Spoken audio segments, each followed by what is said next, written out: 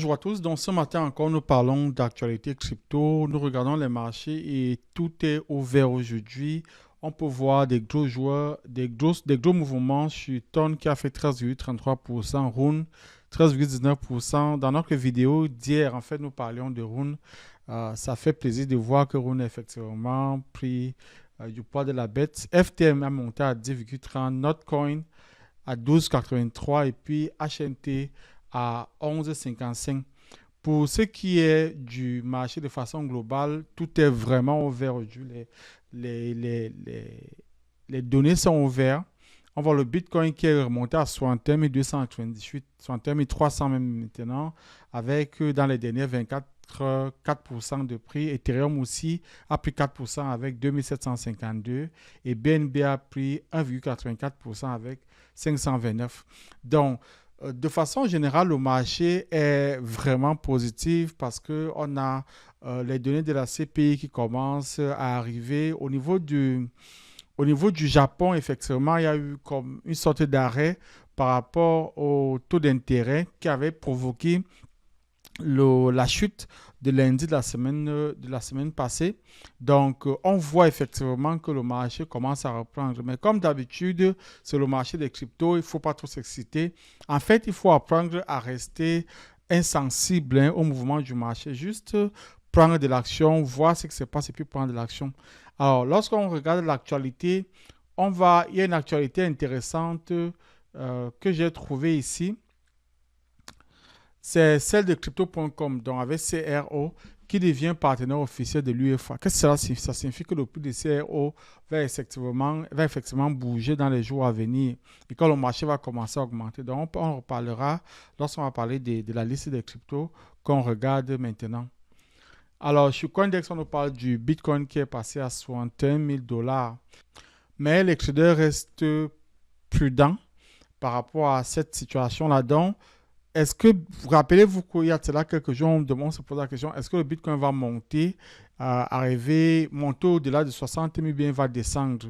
Donc, les données ici nous montrent qu'on est en train de monter, mais on reste prudent. Rappelez-vous de la vidéo que j'ai fait la dernière fois où je parlais de la 3 de la mort, en fait, le Death Cross, dans lequel on est en ce moment sur le Bitcoin. Donc, il faut faire attention effectivement au Bitcoin. Il se peut que de façon macro, le Bitcoin baisse, même si on voit qu'il est en train de monter dans le court terme.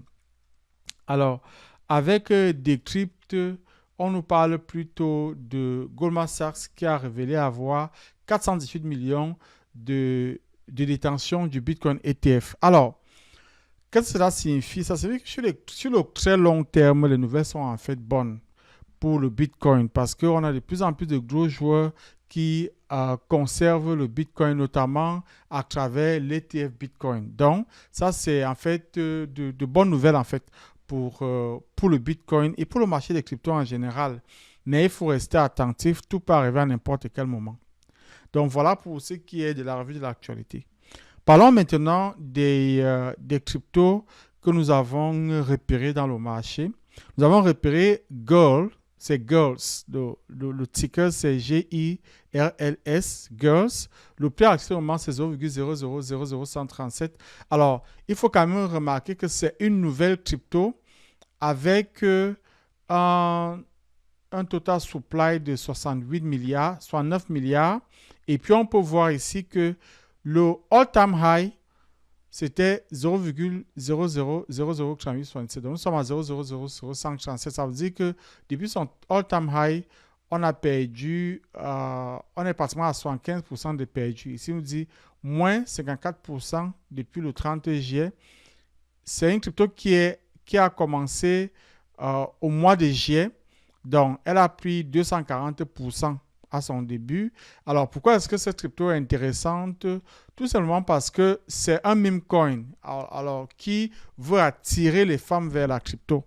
Donc, on se dit quand même que si les femmes commencent à s'intéresser à la crypto, ça peut être intéressant. Donc, et ils veulent en fait faire concurrence au Bread et puis au PP du marché. On va voir ce que ça va donner. Donc, Girls est une crypto à garder dans votre répertoire. Et puis, on a DYDX. DYDX fait partie de ces projets-là que je suis en train de repérer. effectivement, on voit que DYDX en ce moment est à $1. Donc, environ $1. Alors, si on redescend au mois d'avril, on trouve DYDX à $3. On le trouve même à $4 par moment. Donc, ça veut dire qu'à partir de maintenant, on est quand même capable de faire multiplication par 2, par 3 de notre investissement si DYDX reprend. Alors, ces cryptos que je présente, où je montre la différence de prix, c'est tout simplement les cryptos qui ont fait leur preuve. Donc, on se dit que si le marché remonte, quand on va revenir vers le all-time high du Bitcoin, on se peut qu'on pourrait voir ces cryptos-là qui montent à 2 fois ou 3 fois leur valeur actuelle. Alors, à côté de DYDX, on a Maker. Maker aussi, en ce moment, il est à $2000 environ. On a trouvé Maker à un moment donné à $3000. Donc, ça, c'est quand même 50%. Donc, $3000, 50%, c'est pas mal du tout. Et enfin, on a Chrono. Alors, pourquoi est-ce que je parle de Chrono? Je vous ai montré l'information qui est sortie, comme quoi Crypto.com a fait un partenariat avec l'UEFA. L'UEFA qui est l'organisme de football en Europe. Alors, le prix de Chrono en ce moment, c'est 0.09. Depuis que la nouvelle est tombée, 0.09. Mais il faut quand même se rendre compte que Chrono est arrivé à 0.16 à un moment donné. 0.16 à un moment donné. Donc, on va dire 0.15, 0.14, 0.14. Donc, il est arrivé à 0.16 à un moment donné. Voilà, 0.16 à ce moment. Donc, on parle quand même de quoi? 80%? 80% à partir d'ici. Donc, c'est pas mal comme opportunité. Donc, voilà pour ce qui est en fait des projets qui sont en ce moment en solde. Donc, on continue à bâtir notre liste de projets. C'est les projets qu'on va regarder effectivement lorsque le marché va tomber. Parce que le marché va tomber, on le sait. Quoi qu'on voit dans les marchés, on sait qu'on va se lever un matin et puis on va trouver le Bitcoin retomber à 56 000, 55 000. Et ce qui se passe souvent dans ces moments-là, c'est quoi? C'est que des projets comme ça tombent même plus bas. Donc, c'est le moment effectivement de faire nos achats. Alors, nous commençons une nouvelle rubrique aujourd'hui qu'on va appeler dans notre radar. Alors, ce que j'appelle dans notre radar, en fait, c'est des projets qui ne sont pas très bien connus du marché, mais qui ont du potentiel. Donc, nous allons parler aujourd'hui de 4 projets dans notre radar aujourd'hui. Donc, premier projet, c'est Y. Y est un meme coin.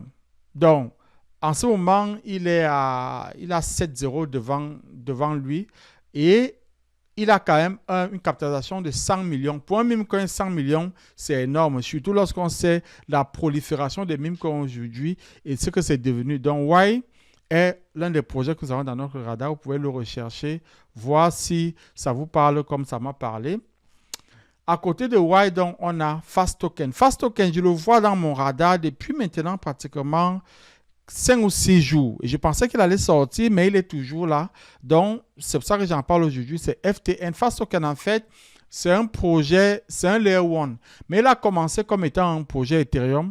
Après, ils ont bâti leur propre blockchain qu'ils ont appelé Bahamut. Et ce qui est bien avec Fast Token, c'est que c'est comme une entreprise en bonne et due forme. Parce qu'ils ont des partenariats avec des entreprises vraiment qui tournent dans le monde de l'information, de la technologie. Donc, Fast Token est un projet qu'il faut garder dans son radar. En ce moment, il est à $2,50. Peut-être attendre pour voir s'il va descendre encore un peu plus. Peut-être commencer à faire un dollar cost averaging avec Fast Token. Donc, un projet que j'ai dans mon radar. Après, on a GigaChad. GigaChad, il est monté effectivement, il est à 22%. Malheureusement, je l'ai vu, mais je n'avais pas encore commencé cette rubrique dans ma présentation.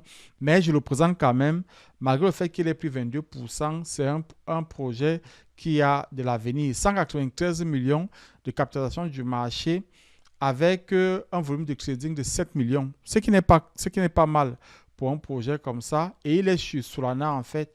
Et puis, GigaChad, c'est aussi un meme coin sur la blockchain Solana. Donc, GigaChad est l'un de ces projets qu'il faut garder dans son radar.